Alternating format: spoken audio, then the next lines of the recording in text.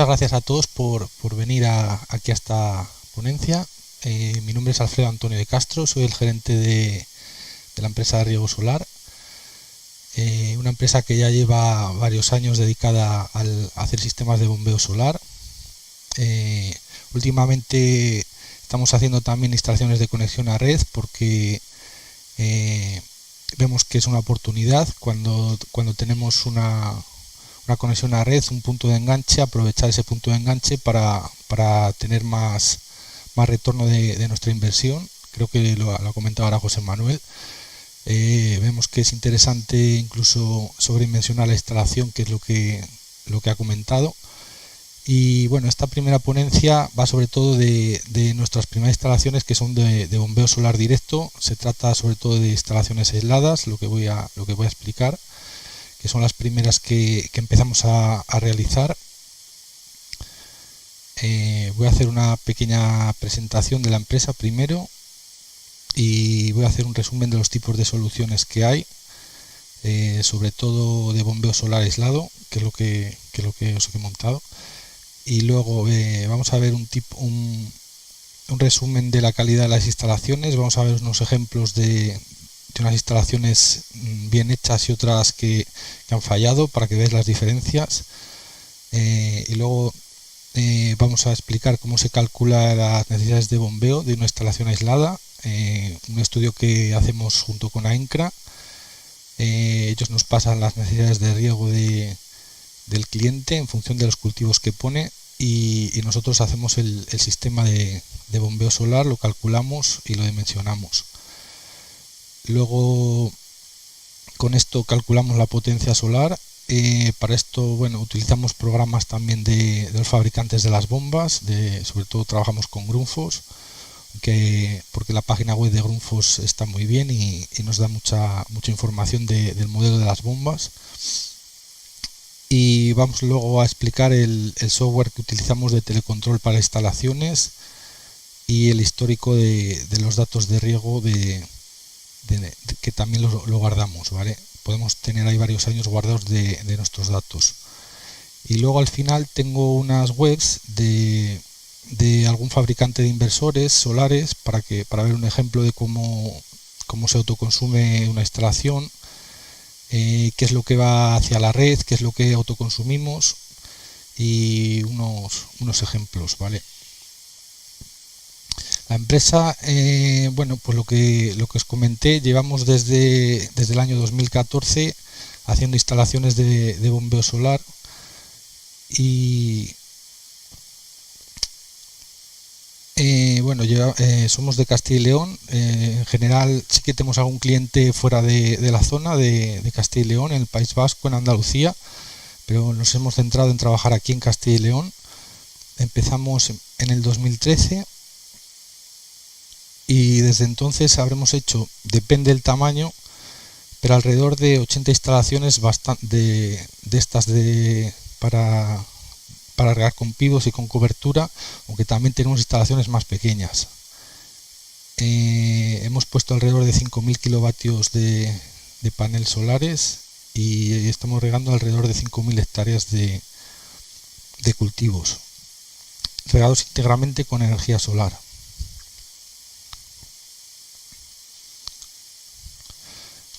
Cuando empezamos nos dieron un premio las agencias de energía, que aquí el EREN forma parte de ellas. Nos dieron el premio en la FIMA en el año 2016 y también nos dieron el premio Surcos al mejor proyecto sostenible. Y este año nos han dado la Diputación de Valladolid un premio en Compleo en el año 2022. Nosotros tenemos como tres ramas nuestra empresa. La principal es la energía solar aplicada al riego de cultivos. Lo que hemos explicado antes, pues hacemos bombeo solar y también estamos haciendo autoconsumo en este último año. También tenemos una parte de automatización y monitorización del riego, con una aplicación web que hemos desarrollado nosotros, una app también para el teléfono. Y luego también nos dedicamos a hacer eficiencia energética con variadores de frecuencia, intentar bajar la presión de trabajo de los pivots, cambiando boquillas de baja presión, intentando dimensionar bien las tuberías para que tengamos menos pérdidas en las tuberías y poder regar también a menos presión. Pero al final de lo que se trata es de ahorrar energía, ¿no? Ahorrar dinero, ahorrar energía, y si hace falta poner energía solar, se pone, pero si ya partes de un ahorro, la inversión va a ser menor, o puedes verter más energía a la red, una de dos. Aquí tengo nuestro servicio incluye pues diferentes patas, que son, por ejemplo, un estudio preliminar. Hacemos el que colaboramos con AENCRA. Luego hacemos una instalación que entran los materiales, el transporte, etcétera, etcétera. Hacemos las gestiones administrativas con el ayuntamiento, con industria, con minas, que hay que dar de alta ahí la extracción de autoconsumo en el edificio este que está ahí, en el edificio negro, la perla negra, que lo llaman, etcétera, etcétera. Garantía, monitorización y mantenimiento también, eso se firma en el contrato, y normalmente damos 2 años de instalación, y luego lo que tengan los fabricantes. Los fabricantes, dependiendo, pueden dar los variadores, creo que son 3 años, los inversores 5, los paneles solares, pues creo que te dan 20 años de producción, te garantizan la producción al 80% durante 20 años. Y luego, opcionalmente, pues hemos trabajado con alguna entidad bancaria, si hace falta buscar financiación. También tenemos un acuerdo con Mapfre para asegurar las instalaciones. También instalamos cámaras de seguridad. Aparte de las cámaras de seguridad, más que cámaras de seguridad, yo las llamo cámaras de vigilancia del riego, porque al final la gente las está utilizando para ver qué tal está regando su pivot o qué tal está regando un aspersor. Tiene muy buena calidad y la verdad es que sorprende cómo se ven. Luego también tenemos algún acuerdo con alguna empresa que hace sondeos y que también hace prospecciones, y también tramitamos ayudas y subvenciones, sobre todo las del EREN de aquí de Castilla y León, y las del IDAE. Nosotros empezamos con la energía solar en el riego, porque aquí tienes una gráfica de la potencia solar disponible a lo largo de los meses del año. Veis que disponemos más de energía, lógicamente, en verano. Eso no hace falta que os lo dijera, ¿no? Pero sí que lleva una buena relación con las necesidades de los cultivos. Los cultivos, sobre todo los cultivos de verano, siguen esta gráfica. Cuando más demanda tienen es en julio, porque hay más radiación solar, pero es cuando más radiación solar disponemos también para nuestras placas solares, con lo cual podemos bombear más agua. Digamos que sigue una relación directa.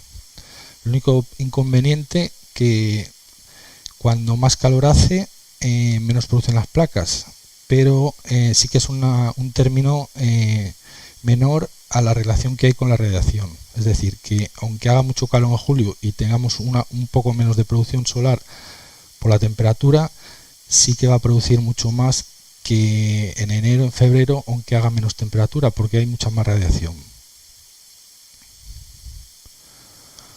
Nosotros, cuando empezamos en esto, pues había poco desarrollado, había instalaciones pequeñas que podían subir agua a un depósito elevado para beber animales, para pequeñas granjas, para huertas, o también vimos soluciones del tipo de almacenar en una balsa muy grande mucha agua, pero luego había que utilizar la energía convencional para regar. Entonces, en el año 2014 nosotros desarrollamos esta tecnología en una finca en Torrecilla la Abadesa, que también habíamos estado haciendo pruebas años antes. Empezamos en una finca particular, en un sondeo, con una bomba creo que era de 1,5 caballos, de 2, y otra de impulsión que también tendría un caballo, y regábamos pues un césped o el jardín, y la gente, yo se lo enseñaba a la gente y decían, bueno, pero es que esto, a ver, es que tiene una bomba, tiene un caballo, las nuestras tienen 100 caballos, y yo le decía, bueno, sí, efectivamente tiene 100 caballos, y es multiplicar esto por 5, por 10 o por 15 la superficie de placas. Parece que, bueno, es difícil creer eso al principio, sobre todo cuando sabes que tú necesitas con un generador diésel gigantesco mover una bomba. No te crees que simplemente poniendo placas solares funcione eso, pero eso llegó, lo demostramos aquí, y desde entonces hemos hecho bastantes instalaciones. Estas eran primeras instalaciones que se hacían, eran en sistemas aislados con generadores diésel. Hicimos alguna con instalación con red, pero no se podía verter. En aquellos momentos no estaba regulado el autoconsumo. De hecho, estaba hasta penado casi. O sea, si tú tenías una instalación híbrida, tenías que andar con cuidado porque te podían hacer pagar por lo que dejabas de consumir con las placas solares. Creo que eso no se llegó a aplicar a ningún cliente, a ninguna persona aquí en España, pero sí que había un borrador y un real decreto que salió amenazante sobre este tema. Luego eso se derogó y parece que ahora mismo sí que os está tirando hacia el autoconsumo, ¿vale? El autoconsumo lo que hace es distribuir la energía en muchos puntos. En vez de tener grandes instalaciones de producción, ya sean centrales nucleares, sean centrales térmicas, sean saltos de agua o megacentrales solares, lo que hacemos es poner en nuestros pequeños puntos de suministro instalaciones de fotovoltaica. Esto tiene muchas ventajas porque la red ya está creada, no necesitas crear más instalaciones, no necesitas llevar más cables a ningún sitio. Tú ya tienes tu transformador, tú ya tienes tu cable en baja tensión o en media tensión, pero no necesitas hacer nada más que poner unas placas ahí y un inversor. Eso tiene un potencial gigantesco. De hecho, yo no sé si le está haciendo mucha gracia a las compañías distribuidoras, seguramente no, pero bueno, tenemos que convivir con todo y que ellos produzcan mucha energía en sus centrales grandes, y tenemos que contribuir lo que podamos nosotros con nuestras instalaciones pequeñas, porque si no, no va a poder haber potencia suficiente para todo. El primer sistema que desarrollamos se trataba, veis aquí el esquema, vale. Aquí tenéis los paneles solares, y lo que hacíamos era utilizar la bomba del sondeo, la bomba existente, para bombear hacia una balsa, y desde esa balsa utilizamos una segunda bomba de impulsión. En vez de utilizar la bomba estas directamente, que es lo que se suele utilizar cuando tienes una energía constante, nosotros hemos utilizado este sistema porque regula las variaciones con este depósito conseguimos regular las variaciones de caudal y de potencia de la energía del sol. Nosotros, esta bomba funciona a velocidad variable, subiendo agua según el sol que haya, y esta funciona a frecuencia fija. Con esto conseguimos dividir la potencia necesaria para el riego, no dividirla, sino incluso mejor, porque esta suele ser de en torno 4 veces más pequeña que la del pozo, porque cuando tú tienes 100 metros del pozo de agua, que tienes que elevar 100 metros, y por ejemplo si consigues regar a un pivot a 2 kilos, que son 20 metros, son 5 veces menos de potencia la que necesitas para esta bomba que para esta, con lo cual si tú has dimensionado la potencia solar para mover las dos bombas, es muy raro que esta se te pare, aunque haya una nube, aunque haya muy poca radiación, siempre vas a tener potencia disponible para esta. Lo que tienes que hacer es conseguir que esta a lo largo del día te suba el agua que gasta esta, y para ello tienes un depósito de regulación que con 1 hora o 2 puede ser suficiente de almacenamiento. Nosotros el primer depósito lo planteamos incluso de 15 minutos. Lo que pasa es que hay veces que cuando está el sol, hay poco sol, hay poca radiación, lo único que hacíamos era llenar con esta bomba, llenar el depósito, y cuando estaba lleno, como no había potencia solar para las dos, paraba esta, y arrancaba esta. Lo que pasa es que hacíamos ciclos de 15 minutos de riego. Eso entre que un pivo se carga y se descarga, pues no es muy bueno. Entonces al final, para una cobertura igual sí que puede ser viable, pero aunque también le pasa lo mismo a las tuberías, que se tienen que cargar. Entonces al final hemos decidido por utilizar depósitos que tengan por lo menos una hora o hora y algo de almacenamiento de agua. Todo esto lo tiene que gestionar un sistema de control con un autómata que lleva un programa desarrollado por nosotros, que sabe la potencia que hay en el campo solar en todo momento y sabe los consumos de las dos bombas, sabe cuándo puede parar esta porque no hay potencia solar suficiente para que suba agua, porque esta bomba es capaz de subir agua con una sexta o una quinta parte de la potencia máxima. Entonces, si no disponemos de esa potencia, lo único que hace es mover el agua sin ser capaz de subirla hasta el borde del pozo. Y luego esta también depende del sector y la presión que hayamos elegido. El sistema tiene que ser capaz de saber cuánto va a consumir para ver si puede arrancarla o no.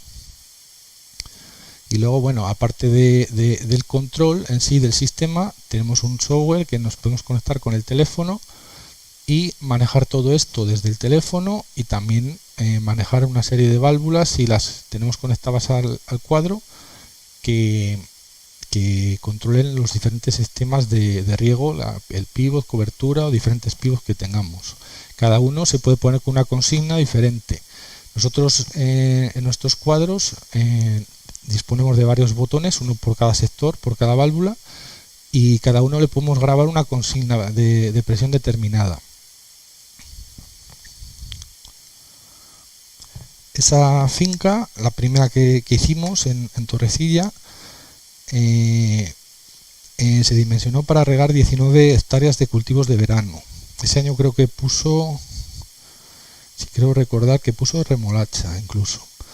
Y luego creo que tenía también cultivos de primavera. Ahí veis un poco el mix que tenía, patata, guisante, judía. Yo no sé si ese año también puso judías, creo recordar que fueron las primeras judías solares que se regaron. Sí. Ahí tiene las características. Se trata de un sondeo que está al nivel a 90 metros y se pusieron 121 kilovatios sobre la cubierta. Y el funcionamiento depende del sector y depende el pivot, podía funcionar de 10 a 12 horas diarias. Esto es relativo porque depende de tu sector. No es lo mismo regar con un pivot de 100.000 litros que con uno de 140.000. Lógicamente, si sacas 140.000 litros vas a regar menos horas, pero al final el volumen efectivo de agua que va al cultivo es equivalente. Da lo mismo si tienes un pivot con mucho caudal que con poco. Al final el volumen total es el mismo. Aquí se dimensiona el depósito para 700.000 litros, teniendo en cuenta que los sectores son de alrededor de 140.000, pues bueno, creo que almacenaba 4 o 5 horas. Este fue un depósito que se sobredimensionó bastante porque el agricultor así lo quiso, porque bueno, era la primera instalación y al final la gente tiende a poner el depósito muy grande porque se piensa que al final va a regar más agua, pero al final la única variable que te va a aumentar el número de agua regada y bombeada va a ser la cantidad de placas. Si el sondeo te lo permite, lógicamente, porque llega un momento en que no puedes subir más agua porque tienes un caudal limitado en el sondeo. Si tienes agua, por ejemplo, de un río, pues simplemente aumentar el número de placas, y una vez que se pone la bomba a tope, podrías poner más bombas incluso en paralelo, pues podrías regar la misma agua que te haga falta con un sistema convencional. Lo que pasa es que en las horas solares, lógicamente. Nosotros nuestro sistema los tenemos que pensar o calcular para que funcionen en el número de horas solares que hay. Dependiendo de si ponemos un sistema con balsa, si lo hacemos directo para goteo, etcétera, pues pueden ser desde 8 horas si lo haces directo, hasta 10, 11, 12 si pones seguidores, que sí que vemos que algo más conseguimos regar con un seguidor solar, pero a cambio de tener riesgo y problemas de mantenimiento. Luego vemos algunos ejemplos con todas las tecnologías. Aquí tenía 3 pivots, zonas de cobertura, y aquí tenéis las presiones. Se consiguieron bajar, bueno, la cobertura la verdad es que no se consiguió bajar mucho. Creo que, no sé si AINCRA estaba haciendo algún estudio con aspersores de cobertura. No sé si a 2 kilos y pico 3 se puede regar uniformemente, pero bueno, lo que sí que es una ventaja y está claro y está demostrado son los pivots de las boquillas de baja presión en los pivots. Estas creo que eran de Senninger, quiero recordar, y luego hay otra marca que es Comet. Cualquiera de las dos puede funcionar a 0,6 kilos de presión. 0,6. Sí que es verdad que luego, lógicamente, el pivot pierde un poco en la tubería y necesitas darle igual 1 kilo o kilo y algo en la entrada, pero lo que son las boquillas, con darle 0,6 kilos consiguen regar. Este es el coste que valió en su momento, 152.000 euros, que en principio lo recuperó en 5 años. Ya creo que desde el año 2014 ya la tiene más que recuperada esta inversión. Luego hemos hecho otra, por ejemplo aquí veis que esta la hicimos con seguidores, hemos estado haciendo varias pruebas. Así que, bueno, aquí esta la hicimos en el 2017, está en rueda. Y bueno, esta es una instalación que está dimensionada para 12 hectáreas de cultivos de verano y 58 de primavera. También los cultivos pues un poco variantes: remolacha, maíz, colza, cereal. Aquí este sondeo está el agua muy profunda, está a 140 metros, por eso al final la bomba sí que da de bastante altura, pero no da mucho caudal. Entonces tampoco, a pesar de que sí que tiene bastante potencia solar con seguidores, pues al final no se ha podido regar más que esas 12-13 hectáreas de cultivos, porque depende también de nuestro sondeo, lógicamente. El depósito aquí veis que es más pequeño que el caso anterior, es como la mitad o menos, 280.000 litros, que creo que aquí tiene una carta de 75-80.000 litros, o sea que le llegaría para 2 horas y media. Incluso aquí sobraría algo de depósito, pero bueno, la verdad es que no hay mucha variación ya de precio de un depósito de 280.000 litros a uno de 100.000. Entonces al final estamos optando de tener un estándar de poner este tipo de depósitos de alrededor de 200-300.000 litros. La bomba es una bomba Grundfos, una SP95, no, 77 creo que es. Grundfos tiene la nomenclatura de las bombas, se llaman SP, las sumergidas, y depende del caudal en el centro de la curva, pues si es SP95 da 95.000 litros hora en el centro de la curva, una SP77 da 77.000 litros, etcétera, etcétera. Y luego depende del número de turbinas que tenga, pues te consigue subir más o menos agua. Una SP7710 quiere decir que tiene 10 turbinas y te da más altura que una SP77.5 que tiene 5 turbinas. Luego aquí también está la bomba de presión, creo que se ve aquí aquí está la bomba de impulsión. Es una bomba creo que es de 22 kilovatios, 30 caballos, aunque está al mínimo porque la tenemos creo que a 42 hercios y al final está consumiendo 8 kilovatios. Esta bomba desde aquí impulsar al pivot, que está como por aquí a 400 metros, no, es ese, aquí lo veis, este es el pivot. Y este sí que tiene boquillas de baja presión, lo que pasa es que aquí entre las pérdidas de la tubería y algo más que hay que darle por las pérdidas en el tubo del pivot, nos hace falta darle como 2 kilos y pico aquí en la bomba. Una cosa que tenéis que tener en cuenta cuando os compréis un pivot, que no es lo mismo un pivot que tenga el tubo de 5 pulgadas y media que uno de 4, que uno de 6 y pico. O sea, los pivots, claro, lógicamente vale más dinero uno que otro, pero si es un pivot muy largo necesitas bastante sección en la tubería de los pivots, y a veces por coger una oferta mejor no veis ese tipo de cosas y al final son pérdidas y rozamiento en esta tubería, que al final no deja de ser una tubería igual que la tubería enterrada.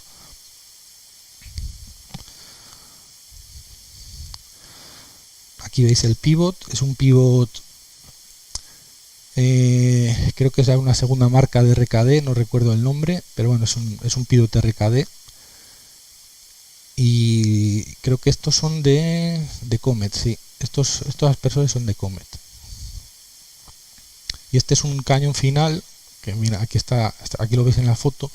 Este es un cañón, un R55 de Nelson. Este consigue regar a un kilo de presión.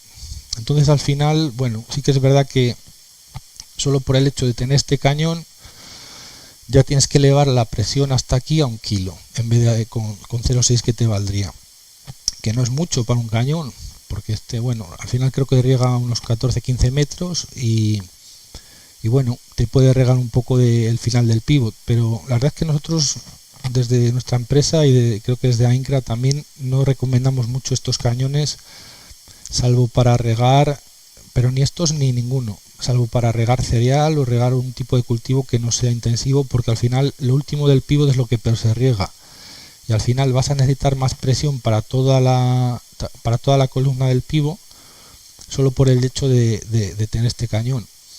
Si por ejemplo hay algún cliente que nos ha dicho que quería regar más lejos, pues sí que hay cañones que necesitan 2 o 3 kilos y la solución es poner un rebombeo solo para el cañón, que se mete aquí, se pone al final una bombita de 2 o 3 caballos, que lo que hace es elevar la presión. Si tú aquí diseñas esto para regar a 0,6, pues que haya aquí 0,6 o 0,7 kilos en el final del pivot, y esa bomba lo que tiene que hacer es elevar de 0,6 a 2, 2,5, pero solo el caudal que va por el cañón, no todo el caudal que va por el pivot, es distinto.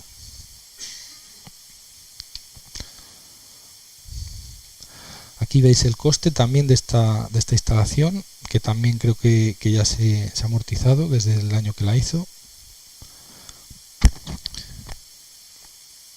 Bueno, aquí veis más o menos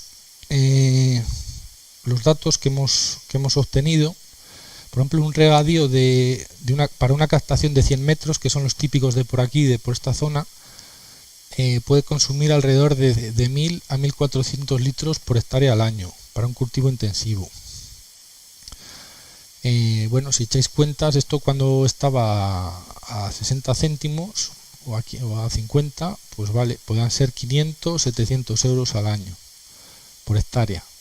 Ahora valiendo al doble, pues te puedes ir a 2.000 y pico, 3.000 euros de gasóleo. Entonces, claro, la instalación solar se amortiza mucho antes, lógicamente, porque los costes energéticos han subido no un 10% ni un 20% que ha subido la inflación o lo que sea. Es que la energía, sobre todo el diésel, ha subido un 100%. Entonces, claro, ahora mismo hay un boom de instalaciones solares debido a estos problemas, tanto el gasoil como la luz. Bueno, aparte de eso, no hay que olvidar que bueno, estamos contribuyendo a reducir el CO2 en la atmósfera, que para mí bueno es un plus, ya aparte del económico, que al final es lo que a mucha gente le prima, pero a nosotros también nos interesa reducir esto de alguna manera, porque al final tenemos que pensar que vamos a estar aquí muchos años y dejarle esto a nuestros hijos un poco presentable, ¿no? El mundo en general. Aquí tenéis, bueno, esto es un grupo que tenía, creo que en la primera instalación que hicimos, le sacamos una foto porque al final la gente, pues bueno, cuando van siendo viejos los grupos, pues los va dejando, no ve que aumenta el consumo, no ve que le tiran aceite por todos los sitios, no ve que luego esto es un riesgo que se puede incendiar incluso. Y bueno, grabamos un vídeo que no sé si se puede ver aquí vídeos. Bueno, si lo ha puesto José Manuel, pues nada. Lo que tengo más vídeos, yo no sé si se van a poder ver desde el PowerPoint. Por aquí no veo. Luego si veo otro vídeo me echas un cable a ver si sabes. Pues no veo el botón. Bueno, aquí tenéis las características que hay que intentar en un sistema solar, bueno, solar o en un regadío en general. Hay que intentar hacer eficiencia hidráulica con los emisores de baja presión. Aquí veis un emisor ampliado.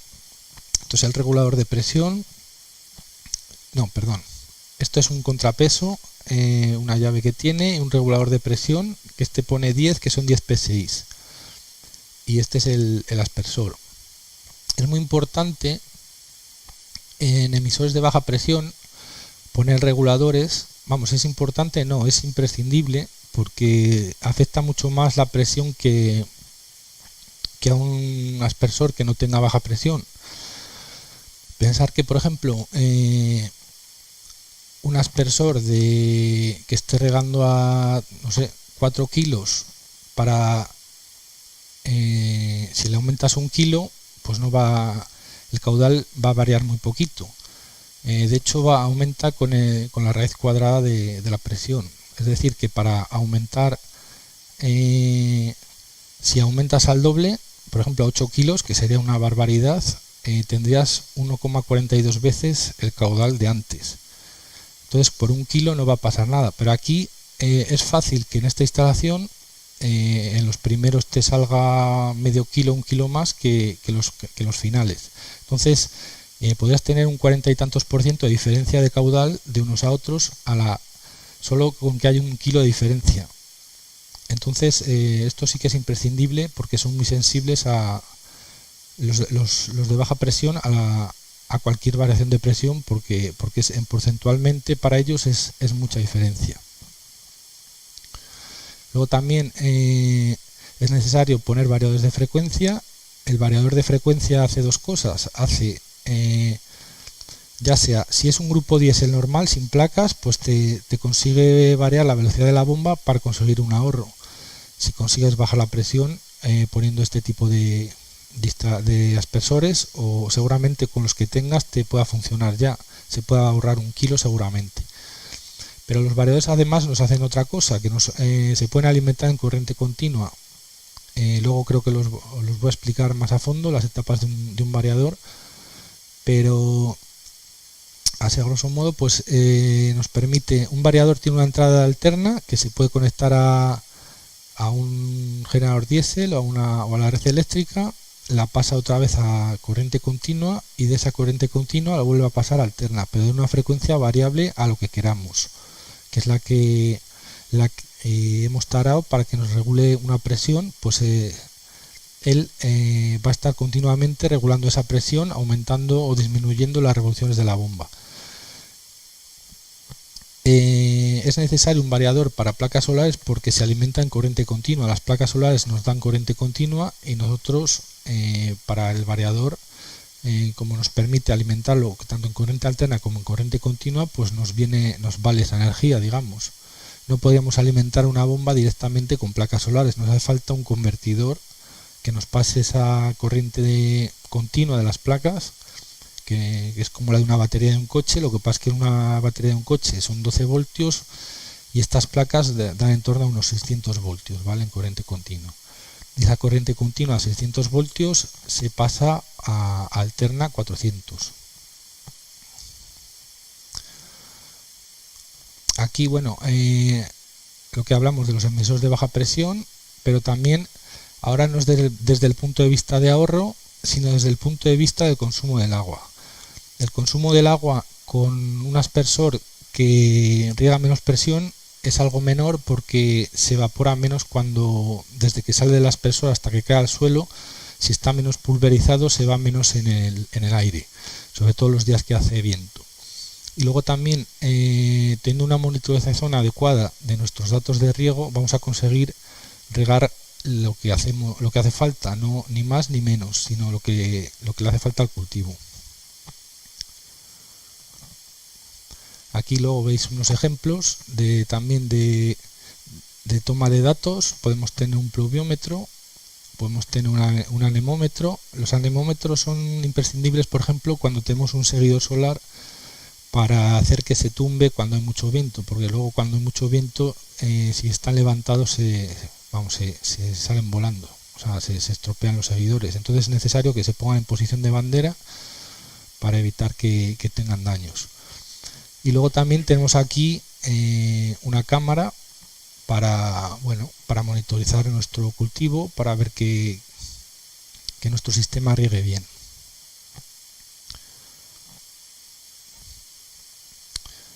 Tenemos también luego aquí unos ejemplos de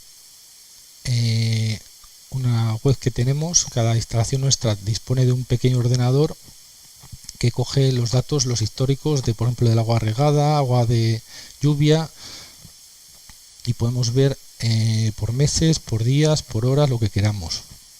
Podemos ver valores instantáneos. No sé si aquí tenéis, por ejemplo, la curva de producción solar de una instalación en el año 2015 a, creo que es, mira, en septiembre, el 20 de septiembre. Y aquí veis esta curva de producción solar de una instalación fija. La de una, por ejemplo, con seguidores es un poco más plana. Así que tiene alguna ventaja desde ese punto de vista. Lo que pasa es que también, por ejemplo, ya que tenemos aquí esta curva, si tú pones más potencia en fija y elevas esta curva hacia arriba, al final, digamos que podrías simular la curva de un seguidor, porque esta energía cuando te sobra, como que la recortarías y te quedaría como más cuadrado esto. O sea que al final hay soluciones para no poner seguidores con estructura fija. Aquí veis, una caseta de bombeo que sea. Ahora la verdad que hacemos todo, en vez de poner los variadores en la pared y diferentes cuadros, metemos todo en un cuadro y en otro, porque este cuadro lo utilizamos para telecontrolar instalaciones aunque no sean de bombeo solar. Las utilizamos para arrancar bombas, parar, monitorizar, arrancar el generador diésel, etcétera, etcétera. Entonces fabricamos este cuadro por separado y luego todo esto, que luego veréis, ahora tengo por ahí una foto, todo esto lo metemos ahora en un cuadro y lo hacemos en el taller y queda un poco más integrado y probado en fábrica.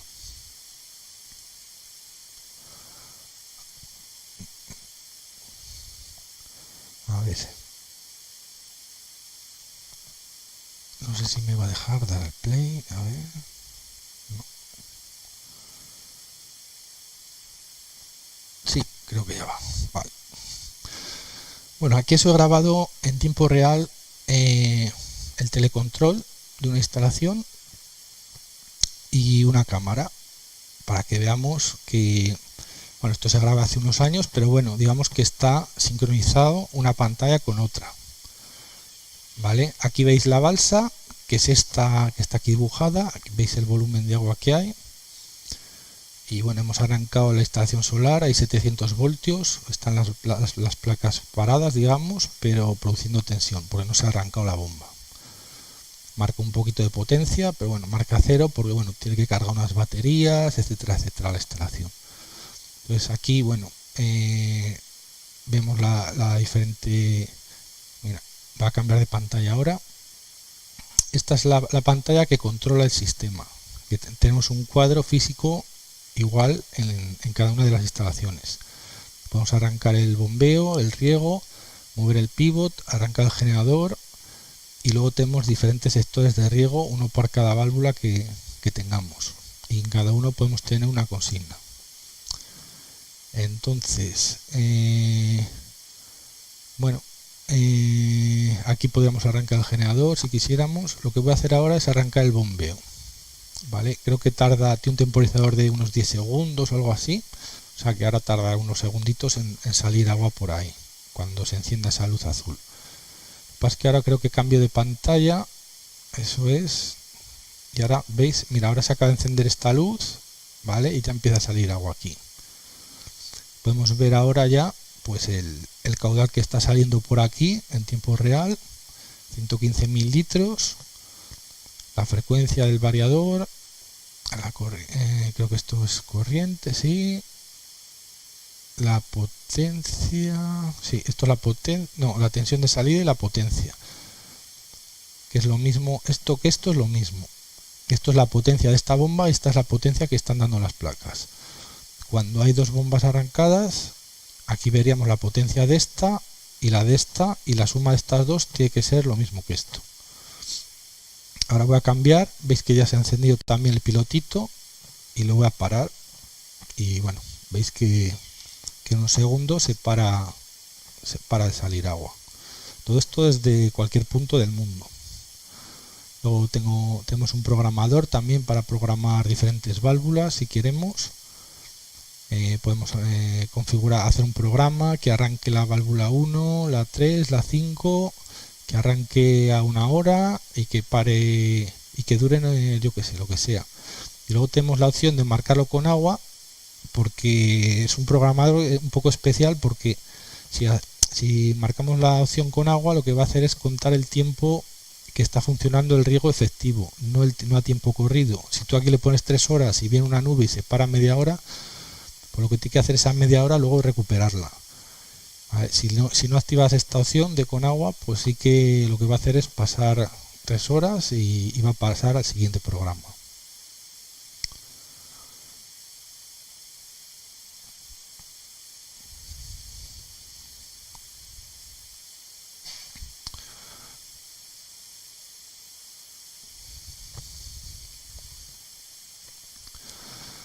Bueno, aquí veis un ejemplo de que hice en su momento. Igual había que actualizar un poco ahora los datos, porque bueno, seguramente salgan mejor estos números, porque ahora mismo la rentabilidad es mayor, porque los costes del gasoil han subido, pero bueno, en su momento no salían ya mal las cuentas. Es decir, tenemos una opción de instalación con gasóleo habitual y la instalación fotovoltaica con financiación. Esta opción era seguir como estás. En el año 1, en el año 2, creo que se ha metido una pequeña subida del gasoil, no sé si un 4 o un 5%. Todos estos años vas a pagar un poco más. Luego tienes un mantenimiento del grupo electrógeno y una amortización del grupo. Lógicamente, los grupos duran lo que duran y tienen un mantenimiento. Entonces esto es coste de cambiar el aceite, filtros al año. Y bueno, quizá me he quedado corto, pero bueno, porque a algunos igual os parece mucho 300 euros, pero si tenéis cuenta las horas vuestras de trabajo y el tiempo que os lleva estar allí cambiando ese aceite, pues seguramente, y viajes además, pues puede ser incluso más. Esto es la amortización del grupo, porque un grupo puede funcionar, depende de lo bueno que sea y depende de la carga que le pongáis. Luego lo vamos a ver un poco, pero bueno, entre 20 y 30.000 horas yo creo que ya está bastante utilizado y bastante para tirarlo ya, que pueden ser unos 10 años. Entonces a los 10 años te toca cambiar otra vez el grupo. Entonces aquí veis el total, que a los 10 años os hubierais gastado 292.000 euros. Y esta opción es con una fotovoltaica con financiación. Lo que os gastaríais, que esto es pagar la cuota al banco, mantenimiento de la estación solar, que también he puesto un pequeño coste. Veis que además la ventaja de pedir un crédito, digamos, que bueno, si el interés no varía como está haciendo ahora, pero bueno, suponiendo el mismo interés, la cuota es fija durante todos los años, mientras que aquí los costes de gasoil sí que se incrementan según el coste de la energía, que sí que tiene a subir siempre, históricamente ha subido y ahora más. Vale, entonces aquí veis el total de la amortización, que ha sido una financiación a 10 años, y el total del coste. Veis que es menor este coste que este, con la ventaja de que tú aquí ya en el año 10 sigues teniendo una instalación fotovoltaica funcionando, si no al 100%, al 95%, y aquí tendrías que seguir pagando. Esto es infinito. Siempre tienes que seguir pagando la energía, el mantenimiento del grupo diésel, etcétera, etcétera. Aquí veis el ahorro en 10 años, que es la diferencia de este número más este, que son unos 122.000 euros. Y desde el año 1, la ventaja que tienes es que ya pagas menos. O sea, no es que vayas a pagar el crédito y vaya a ser más que lo que pagabas antes, sino que en vez de dárselo a Repsol o a Iberdrola, pues tú aquí se lo das al banco pero es como que es para ti, porque estás amortizando un bien que es para ti. Entonces el ahorro anual ya desde el año 1 es un 42%. Ahora esto si lo volviera a calcular saldría mejor, pero bueno, veis que incluso que hace años sí que salían las cuentas. Además, teniendo en cuenta si tienes 25 años de vida útil, que pueden ser más, yo pienso que un panel solar no sé cuánto puede durar, porque no tiene desgaste, no es una parte que se mueva. Yo el otro día he desmontado unos de un familiar que tenía, los hemos quitado porque eran viejos y eran pequeños, no porque no produjeran, porque ahora mismo creo que eran paneles de 75 vatios y los habíamos sustituido por unos de 400, no por otra cosa, pero estaban funcionando perfectamente. Estaban un poco amarillos el plástico que tiene transparente por delante, y en vez de 75 vatios dieran 60, pues seguro. Tengo que hacer pruebas, no he tenido tiempo por curiosidad, pero esos paneles podían tener más de 30 años, más de 30 seguro.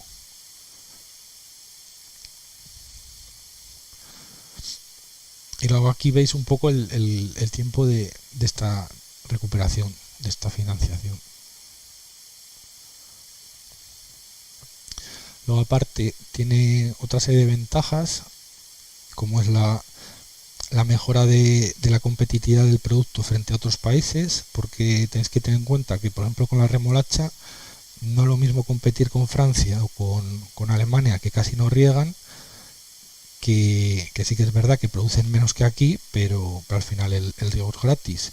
Entonces, si vosotros tenéis ya menos 2.000 euros de riego, pues ya podéis producir más toneladas que no lo recuperáis esa diferencia de 2.000 euros en energía. 2.000, 3.000 o 1.200, lo que queráis. Este año estamos en torno en esta zona de sondeos, más de 2.000 euros todo el mundo está gastando de gasoil. Luego, claro, si pones una instalación solar, a ti ya que te suba o te baje el gasoil no te afecta. Tú ya tienes tus cuentas claras, tú sabes que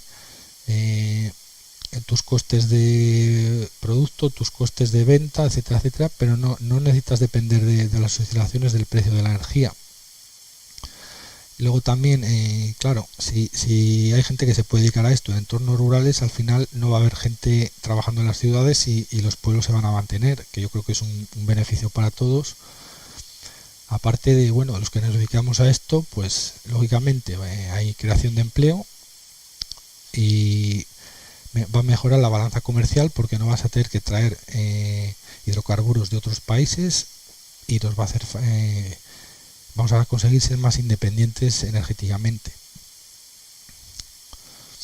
Luego aquí la gente me suele hacer muchas preguntas, entonces aquí he hecho un resumen de lo que me suele preguntar la gente. Lo primero es si funciona esto en un día nublado. Aquí grabé un vídeo también.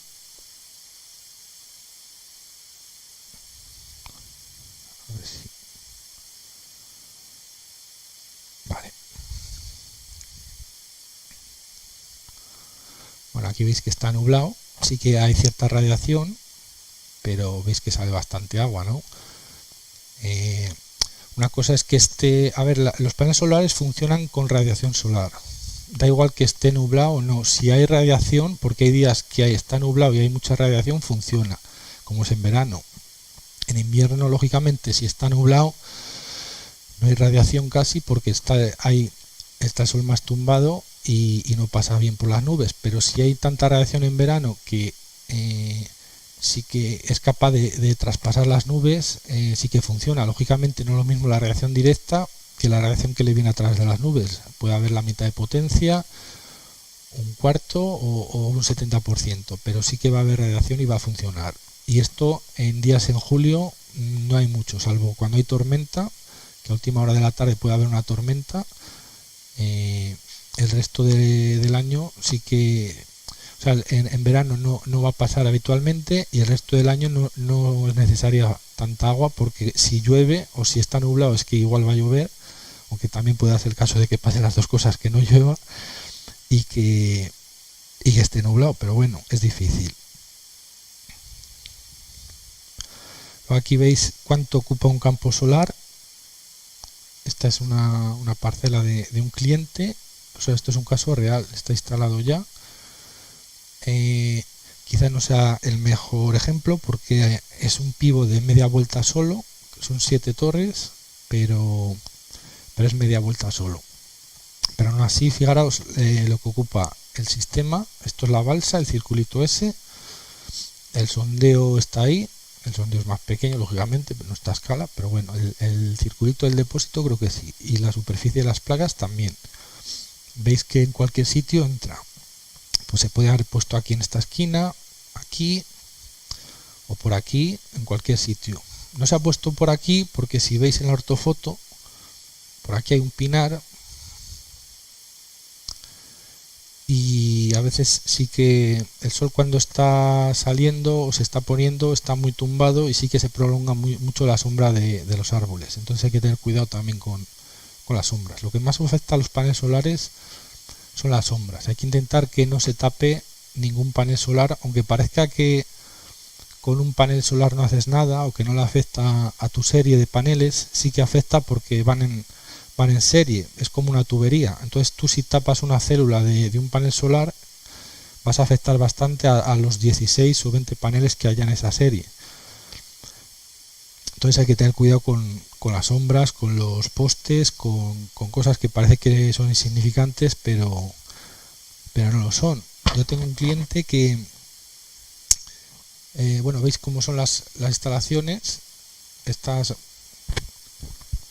muchas veces las hacemos a 2 aguas, depende del tipo de instalación y de las horas que queramos conseguir. Pues tengo un cliente que se le ocurrió poner aquí gallinas debajo. Entonces tapó esto un poquito por aquí también, puso unas mantas o no sé qué puso, para que estuvieran más cómodas las gallinas.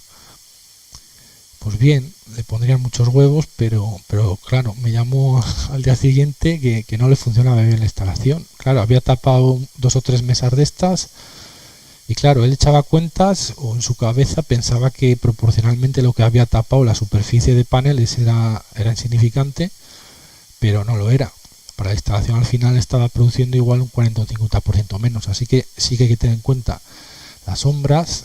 Por ejemplo, cuando estas plantas que hay por aquí, intentar cortarlas, que no se metan en medio de los paneles, que hagan sombritas. Y luego también hay una cosa que, por ejemplo, se ha puesto de moda los paneles solar block, que son de hormigón. Es una estructura que va en el hormigón, es baratita.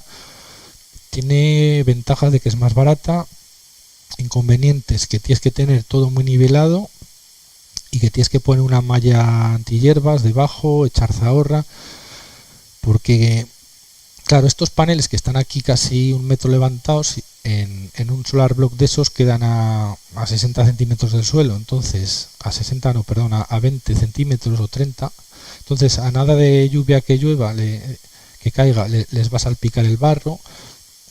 Cualquier hierba les va a afectar.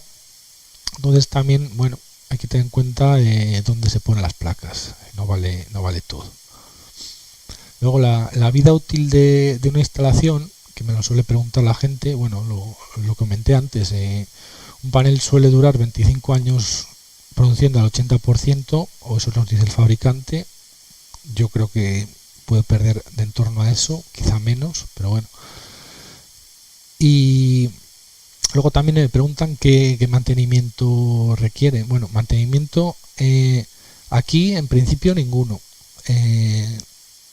Si hay polvo es mejor ni tocarlas, porque si las lavas con agua con cal se llenan de cal y es peor. Y luego para quitar la cal es mucho peor, es muy difícil.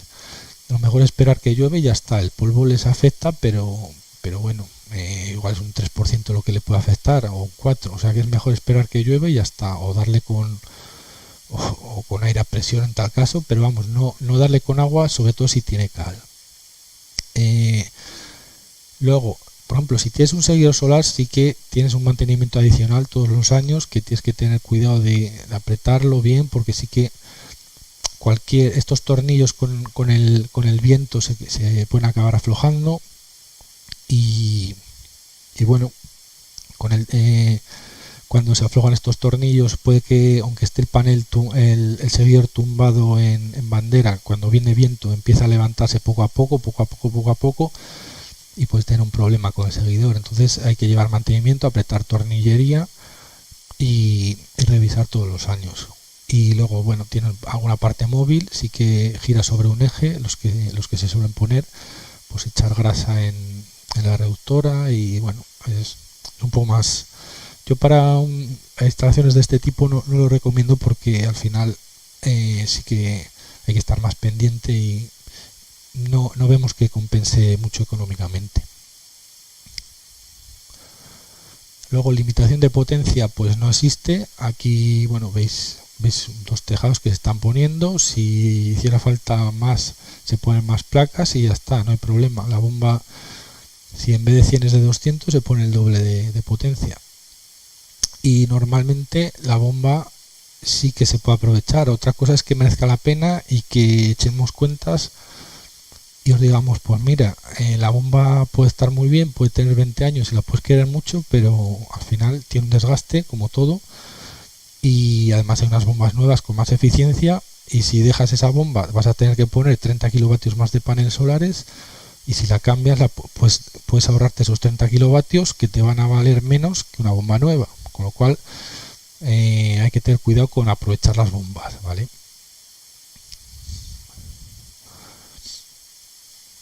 Bueno, aquí vemos os voy a explicar un poco esto, cómo es. Esto son las curvas de los paneles solares, ¿vale? Las curvas de voltaje, corriente y de potencia, están todas. Estas son las curvas tensión corriente y estas son las de potencia, las montañitas estas. Entonces el panel solar, cuando está en circuito abierto, cuando no le has conectado la bomba, está aquí, y si tú haces un cortocircuito, que no pasa nada, tú puedes cortocircuitar. No se ve aquí, no se ve.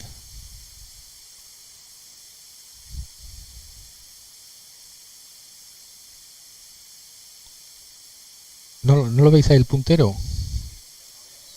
Ah, vale. Estas son las curvas de potencia, ¿vale? Y aquí, ¿vale? Aquí un panel solar, cuando está en circuito abierto, cuando está con los cables separados o cuando no tiene la bomba conectada, está aquí en este punto. Si tú unes los cables, haces un cortocircuito, estarías aquí. Entonces, en cualquiera de estos dos puntos la potencia es 0. Y la tensión aquí son 40 y tantos voltios, aquí son 0, pero la corriente son 8. Entonces, como la potencia es el producto de tensión por corriente, lo que tienes que hacer es que ese producto sea el mayor posible. Y el mayor posible es en este punto, en esta montañita. Estos son a diferentes radiaciones. Estos son para la radiación máxima a 1000 vatios por metro cuadrado, cuando está el sol a tope. Y esto es cuando hay menos radiación. Vale, entonces nuestro sistema tiene que encargarse de poner a trabajar los paneles solares donde más dan, que es aquí. El problema es que este punto no es fijo siempre, o sea, depende de muchos factores. Depende del panel, lógicamente, pero para un panel, bueno, os voy a explicar otra cosa ya antes. Esta tensión que veis aquí, 40 voltios o 30, esto es de un panel. Entonces, nosotros vamos a poner en serie 15 o 20 paneles para conseguir 600 voltios. Entonces, esto de aquí sería igual para una serie de paneles de 15 o 20 paneles. Lo que pasa es que en vez de poner aquí 40 o 30, pondría 600 voltios, o aquí sería en circuito abierto 700 o 700 y pico, y donde están trabajando los variadores de frecuencia sería unos 600, 550 voltios. Porque luego os explicaré que para conseguir 400 voltios de corriente alterna hace falta tener más corriente continua, a raíz de 2 veces más, por un tema de electricidad, pero bueno, hace falta como mínimo 550, 560 voltios para conseguir los 400 de alterna. Vale, entonces de ahí para arriba. Entonces es necesario poner paneles en serie suficientes para conseguir esa tensión para que nos la pueda generar el variador. Vale, entonces nuestro variador tiene que ser capaz de saber que la serie dónde da la máxima potencia. ¿Vale? Y eso lo hace con un algoritmo que se llama algoritmo de máxima potencia, Maximum Power Point Track, bueno, en inglés. Vale, entonces nuestro variador va a empezar a funcionar, va a empezar depende de la radiación en que estén imaginaos que están a tope los paneles a 1000 vatios por metro cuadrado, vale, sería la curva azul. Nuestro variador va a empezar a acelerar y va a ir monitorizando su potencia de salida. Y según vaya que va aumentando, va cambiando la consigna. Va a decir, bueno, ponte a trabajar a 600. Uy, ponte a trabajar ahora a 590. ¿Da más potencia? Sí. Ponte a trabajar a 580. ¿Da más potencia? Sí. Ponte a 570. ¿Da más potencia? No. Y vuelve para atrás. Entonces, hay diferentes algoritmos de búsqueda de máxima potencia. Uno se llama escalar la montaña en inglés, hill climbing o algo así, creo que es. Entonces, pues eso, está buscando por aquí, oscilando, yendo para un lado y para otro, donde eso lo hacen también los inversores solares. Vale, entonces todo esto lo tiene que hacer el variador. Nosotros lo hemos desarrollado, nuestro variador, hemos hecho el programa del búsqueda del MPPT interno en el variador.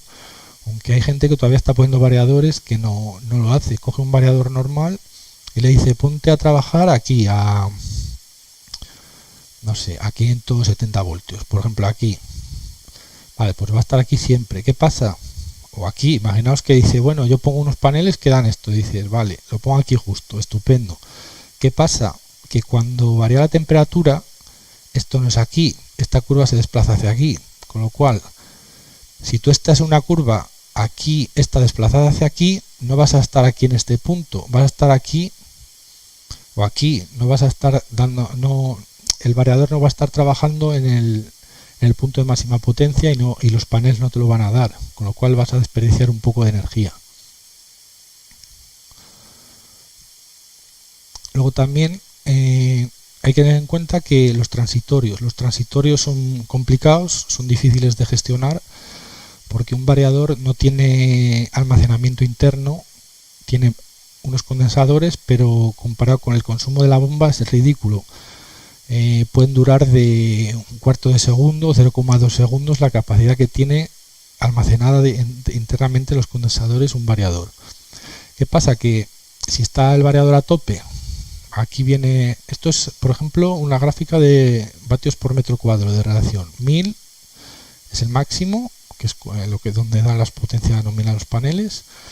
Vale, aquí sería un día soleado, imaginemos que no están orientados perfectamente y está dando pues 800 y pico vatios por metro cuadrado al panel. Entonces, aquí veis estas oscilaciones. ¿Esto qué significa? Pues que por ejemplo va a pasar una nube y que aquí pone 20 segundos. Yo me he encontrado con que si hay viento, hay nubes rápidas, igual tardan 2 o 3 segundos en quedarte el campo solar de tener 800 vatios por metro cuadrado, que igual son 50-60 kilovatios, aquí a quedarte 100, 8 veces menos. Con lo cual, en 2 o 3 segundos tú tienes que parar la bomba y no quedarte sin energía interna en los condensadores, porque si no va a parar de golpe la bomba. O sea, tienes que regular esto muy rápido, pero no quedarte sin energía, porque si tú esto no lo haces rápido, vas a gastar la energía de dentro de los condensadores del variador, va a parar la bomba en seco y el variador se va a quedar sin alimentación durante un segundo, cosa que es bastante perjudicial y hay que tratar de que no pase. Entonces esto también es bastante difícil ajustarlo, que funcione rápido, porque si te pasas a veces de que funcione rápido, a veces oscila luego, si lo pones para que vaya muy rápido está oscilando aunque esté estable. O sea, lleva bastante complejidad este tema. Aquí veis luego también la frecuencia, lo rojo, pues lo que tiene que hacer, sí que va un poco retrasada, porque hasta que no ve que baja la tensión no se da cuenta el variador, entonces va un poco desfasada, pero veis que sí que baja bastante rápido la frecuencia. Si estaba en 45 Hz, que es este eje, veis que baja y se queda en 25, 30. ¿Vale? Y luego en unos segundos vuelve otra vez. Depende, porque lógicamente vuelve a haber radiación solar. Luego aquí veis también, aquí veis un ejemplo de 3 instalaciones. Un seguidor a un eje, que es la azul, digamos que es lo más idóneo para verano, salvo por el problema que tiene del mantenimiento y el coste. Luego tenemos una instalación este-oeste a 2 aguas, que sigue bastante la curva. Y luego una instalación al sur. El problema de esto, que es que aquí ha habido que poner el doble de potencia, creo. Estático 60 este-oeste, el doble de potencia, para conseguir lo mismo que un seguidor. Y esto es 1,45 veces. Nosotros estamos poniendo una cosa intermedia entre esto y esto, poniendo alrededor de un 50% más de paneles solares. Entonces, por ejemplo, o al sur incluso, depende. El problema es que tú en un sondeo, si tu bomba consume esta potencia, consume lo que te está dando esto lo vas a desperdiciar, porque una vez que está la bomba a tope, te sobra esa energía y no tienes qué hacer con ella. Entonces, depende del caso, sí que a veces se puede poner estructuras este-oeste o incluso seguidores, si viéramos que salieran las cuentas o que fuera viable. Pero esto lo habíamos descartado. Pero por ejemplo en instalación conectada a red no pasa nada, porque tú aquí tienes tu bomba, consume por aquí, por ejemplo, y toda esta energía te sobraría en una instalación aislada, pero esto lo puedes verter a la red, con lo cual si dimensionas esto y lo subes más para arriba todavía, y lo que haces es que esta curva como que se ensancha aquí en esta zona, si esto fuera más alto. Y esto no lo estás desperdiciando porque lo puedes verter a la red, con lo cual tienes bastantes ventajas. Y luego también tienes la ventaja de que los días nublados, al final sí, esto te baja hacia abajo, pero tú puedes seguir funcionando con tu bomba, mientras que con un seguidor se te queda por aquí. Y si la potencia de la bomba, vamos a decir que es 1, aunque bueno, esto es otra escala, pero bueno, imaginaos que son 1000 vatios esto, vale. Si la potencia de tu bomba son 1000 y el seguidor te da 1100 o 1200 cuando hay sol, cuando no hay sol se te va a quedar por aquí, con lo cual no puedes arrancar tu bomba. Y sí que es interesante en todas las instalaciones de autoconsumo intentar consumir el máximo posible para ti, porque lógicamente la energía no te vale a ti lo mismo que a lo que lo vas a vender. Entonces si a ti te vale a 20 y la vendes a 10, si todo lo que puedas tú autoconsumir te lo vas a, digamos, ahorrar a 20. Entonces la amortización te sale mejor. Luego aquí veis, por ejemplo, esto es una instalación con seguidores, la que hicimos en Rueda. Al final veis que tiene que aguantar un poco de todo, le puede caer una nevada, tiene que aguantar el viento. Y aquí veis lo que pasó en... Esta no la hemos hecho nosotros, si no, no la pongo, claro. No, pero bueno, en serio. Sí que hay gente que, bueno, al final pone... Pues se va al mínimo de estructura, aunque sea una estructura fija, que no tiene por qué haber problema. Pero si te pasas de poner poco perfil, pues pasa esto. Cuando nieva, pues se te doblan las placas solares y se te queda así la instalación. Aparte luego, bueno, el cableado, bueno, había más cosas que no estaban nada bien hecho, pero bueno. Esta me la han pasado el otro día, de un seguidor solar. Aquí veis lo que pasó. Nosotros le pasamos presupuesto a este señor y bueno, recibió una oferta muy económica poniendo un seguidor usado de segunda mano y unos paneles usados también de segunda mano, que los paneles estarían bien, me imagino. Lo que pasa es que a la hora de ejecutar la instalación del seguidor, pues veis lo que pasó aquí. Lo primero, este seguidor al desmontarlo lo cortaron aquí, porque esto va hincado, normalmente va hincado 1 metro y pico y eso sale muy mal. Entonces lo que hicieron es cortarlo y aquí echaron un lado de hormigón. Ahora lo veis lo que echaron, porque es un poco ridículo también. y lo soldaron. Entonces un día que no hizo mucho aire ha sido este año, en una instalación en Salamanca está esto, porque todavía no ha hecho una ciclogénesis de estas que hubo hace igual, yo que sé, 3 o 4 años, que me acuerdo que sí que hubo bastante, más de 100 y algo por hora. Bueno, pues aquí veis que he hecho esto de hormigón. Entonces esto de hormigón para un seguidor solar, pues no. O sea, basta que si el seguidor, aunque fuera de segunda mano, si hubiera estado instalado bien, igual no hubiera habido este problema. Pero además luego, no se ve aquí en ninguna foto, es que he visto en otras que aquí donde está soldado, porque aquí lo que han hecho es meterle como una placa de hierro en el hormigón y luego le han soldado este poste. Entonces a veces se ha arrancado la soldadura, en vez de arrancarse volcarse la zapata, se ha arrancado la soldadura. Y la zapata, bueno, pues aquí veis que, vamos, ridícula. Si esto ha volcado porque tenía poco hormigón y porque se le ha partido por aquí la soldadura. Luego aquí, bueno, este es un cuadro de los que hacemos nosotros ya. Hacemos todo en nuestras instalaciones. Lo cableamos, lo probamos y claro, la verdad es que el resultado no es lo mismo que llegar allí a la instalación y poner el variador, colgarlo, echar allí la canaleta y poner allí los cables, porque a veces te falta punteras o te falta algo y no te queda así ni de lejos. Entonces intentamos hacer este cuadro por un lado y por otro hacemos el de telecontrol.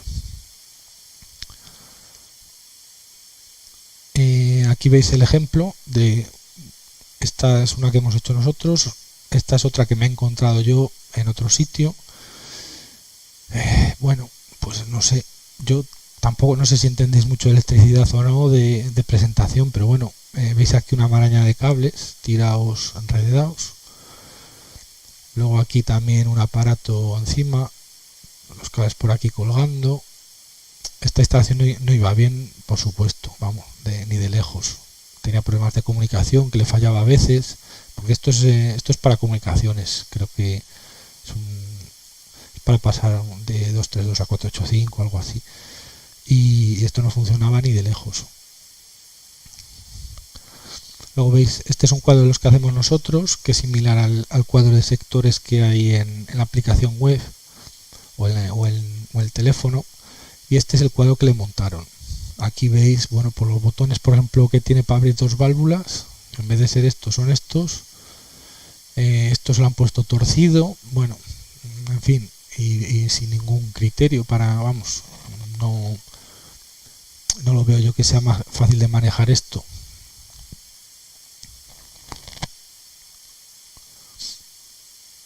Vamos a ver ahora cómo calculamos las necesidades de bombeo. Vale, aquí esta es la gráfica que os puse antes.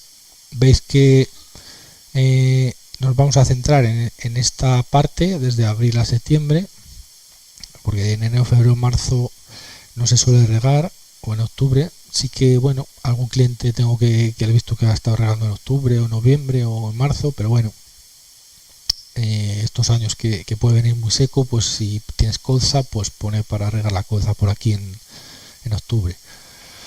Y aquí si te remolacha, pues lo mismo, pero bueno, en general lo más crítico es esto. Depende cómo lo distribuya tus cultivos, puedes tener un pico aquí si tienes muchos de verano, el pico lo tienes en julio, y si tienes una mezcla, pues en mayo, junio, entre que quitas el cereal y tienes que ir regando los cultivos de verano, es donde tienes el pico. Entonces, depende de la rotación y qué tipo de cultivos tengas, pues puedes tener una gráfica u otra. Por ejemplo, esto azul son las necesidades de un cliente que nos lo calculó a INCRA. ¿Veis? Esto azul es las necesidades que hay para un determinado tipo de cultivos o una mezcla de ellos. Y esto verde es lo que podemos producir con placas solares nosotros. Entonces hay que intentar ajustar esto verde a lo azul. ¿Qué pasa si desde aquí hasta aquí? pues aquí es necesario aportar algo con energía convencional. ¿Tiene sentido dimensionar esto y subirlo hasta aquí? Pues no, porque al final tienes que dimensionar igual un 50% de la instalación para regar un 15 o un 20% más de agua en estos meses, porque al final el volumen total de agua es muy superior el que se va a cubrir que el que no, ¿vale? Aquí a veces tenemos también incluso exceso de radiación, depende de los meses, exceso de producción con energía solar de agua. Y luego estas rayitas son las lluvias. Veis que aquí, pues en verano, claro, lógicamente no llueve, y aquí sí que llueve más en primavera. Estos son medias anuales y se intenta, bueno, ajustar según medias. Lógicamente hay años que cambia mucho esto.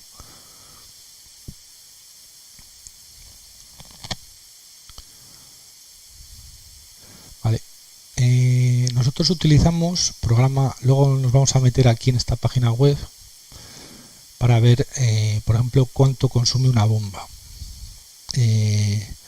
Una web de Grundfos, creo que tiene Caprari una similar, Robati también, pero bueno, la verdad es que la que más nos gusta a nosotros es la de Grundfos. Además son las bombas que solemos montar nosotros. Luego, no os los voy a explicar porque prefiero explicarlos luego sobre la marcha. Y bueno, también tenemos una hoja Excel que nosotros le metemos la curva de la bomba, cogemos los consumos de la bomba a frecuencia nominal, consumo, le metemos esta curva, la curva de caudal, altura, y también le metemos la curva de potencia. Le metemos también la eficiencia del motor, porque, bueno, aquí veis, está la eficiencia de la bomba, y luego está la eficiencia de todo el conjunto motor, bomba con variador de frecuencia. Veis que te vas a, creo que pone 64, así, bueno, luego lo veremos. Veis que al final, entre el motor que pierde los motores sumergidos no tienen mucha eficiencia, están en un 83, 85%, depende del tamaño, por su construcción. Son motores que son muy largos y tienen poco rendimiento. Un motor, para que funcione mejor, un motor de asíncrono de jaula de ardilla, es mejor que sea más gordo, que tenga más diámetro y sea más corto. Lo que pasa es que eso es incompatible con los pozos. Entonces esos motores de las bombas sumergidas son poco eficientes. Entonces hay ahora unos que sí que tienen más eficiencia, son motores de imanes permanentes, y estamos ahorrando de en torno a un 10% solo con el motor. Con la hidráulica yo he conseguido ahorros de 35-40%, porque estaba mal hidráulica, y si le sumas un 10% que ganas con el motor, pues es mucho ahorro. Normalmente cuando cambiamos una bomba, la mayor parte del ahorro es porque esta curva ya no es esta, puede estar por aquí, porque se han desgastado las turbinas, etcétera, etcétera, pero el consumo sigue siendo similar. Entonces, cambiando la bomba y volviéndola, o arreglándola, volviéndola a la curva original, conseguimos bastante ahorro. Y luego, aparte, si le cambias el motor, pues mucho mejor. Entonces, nosotros tenemos una hoja Excel que le metemos estos datos junto con la potencia y nos genera esto. Estos son la producción, lo azul, y lo rojo son las necesidades. Las necesidades nos las calcula INCRA y se lo metemos aquí, para que es lo mismo, es parecido a la otra gráfica que os enseñé antes. Y lo que vamos haciendo es jugar con la potencia solar, porque cuanto más potencia solar, más te sube esto. Nosotros podemos partir es iterar, es decir, vamos a poner 100 kilovatios, vale, y nos queda por aquí nos bajaría esto por aquí, por ejemplo. Bueno, pues vamos a probar un poco más y a ver cuánto tal. Luego también tenemos que cuadrar luego con las series de paneles que haya, con la potencia de los paneles, porque no puedes ir de vatio en vatio, tienes que ir igual en múltiplos de 15 y depende del tamaño de los paneles. Entonces tú puedes hacer instalaciones de 80, 87, 93, o sea, no puedes ir a vatio.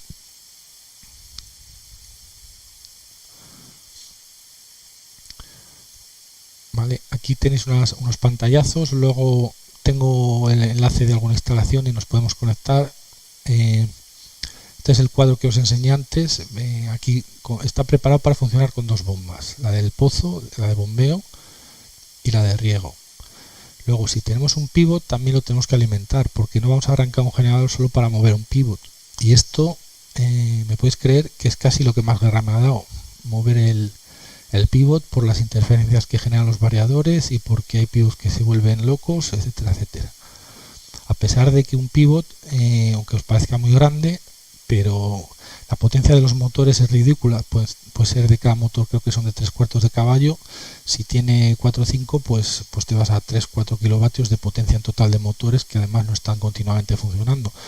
El problema es que como van dando tirones, cada pivot, cuando arranca una torre, entra un contactor y eso afecta bastante al sistema. Y cuando arrancan, por ejemplo, tres motores de golpe o 4, o cuando inviertes el sentido de giro de un pivot, la bomba del pozo está funcionando a, yo que sé, a 40 hercios y tiene que quedarse, porque, a ver, los motores, si son de 3-4 kilovatios, cuando pegan el tirón y arrancan, pueden consumir 4 o 5 veces más. Entonces pasamos de 5 por 5 a 25 kilovatios de golpe que le van a robar esta bomba. Si tenía 50 para ella, se va a quedar en 25, aunque sea durante medio segundo, pero le va a afectar a esta bomba. Entonces cada tirón que le pega un motor de un pivot a esta bomba le afecta bastante. Entonces tenemos que tener un sistema que sea bastante bueno y que regule también esas interferencias que, aparte de las nubes, tenemos con los pivot, porque la verdad es que funcionan mejor los sistemas sin los pivot que con los pivot, por el tema de los motores. Sí que he visto que hay algún fabricante que creo que está sustituyendo o poniendo en algunos pivot variadores de frecuencia en cada torre.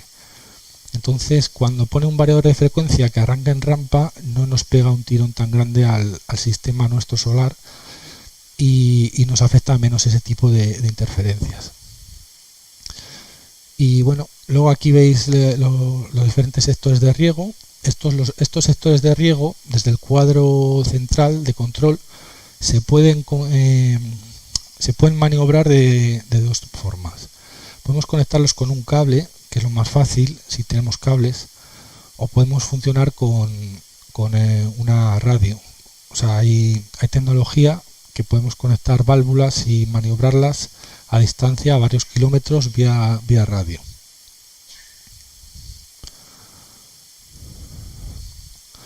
Bueno, este es el esquema de antes, el depósito, los diferentes parámetros del variador, la frecuencia, la corriente, la tensión de salida del variador y la potencia.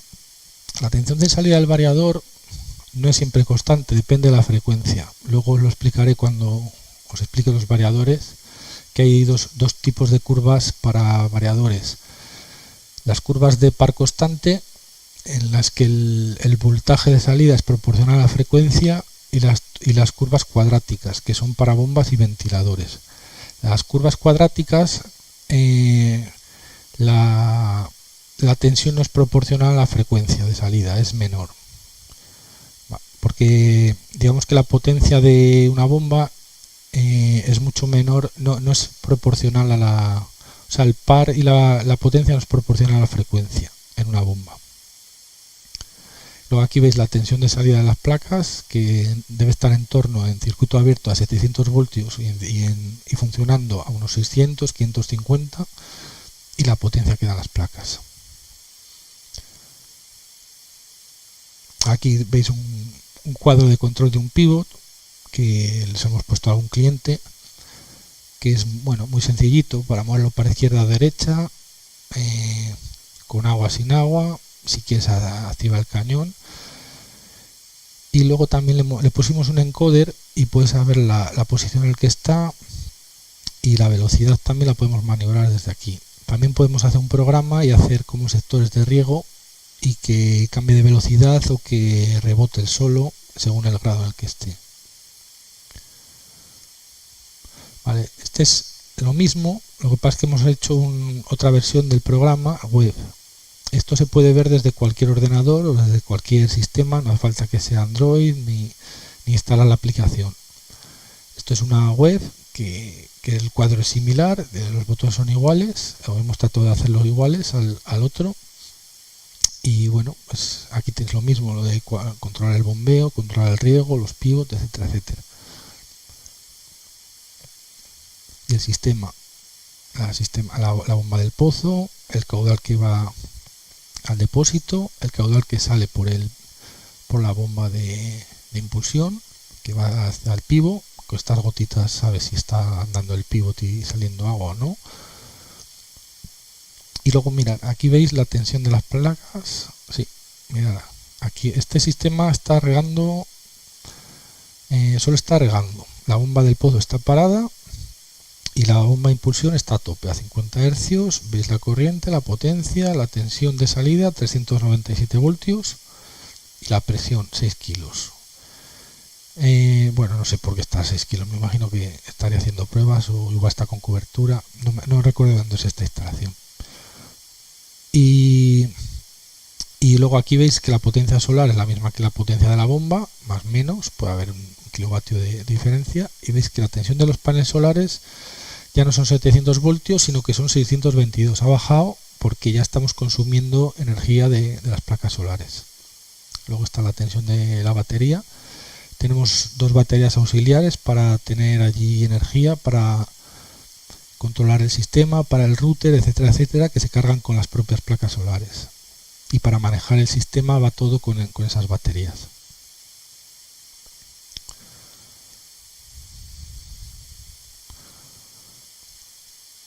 Bueno, aquí veis ahora vamos a ver unos ejemplos que me voy a meter en las webs.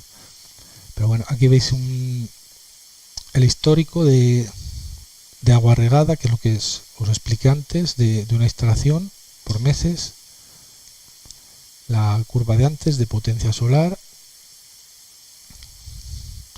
Y aquí tengo unas webs que vamos a ver de ejemplo. Por ejemplo, esta es una de Huawei, de las instalaciones que tenemos de conexión a red. Vamos a meternos y vamos a ver algún ejemplo de ver qué es lo que va a la red, qué es lo que se autoconsume.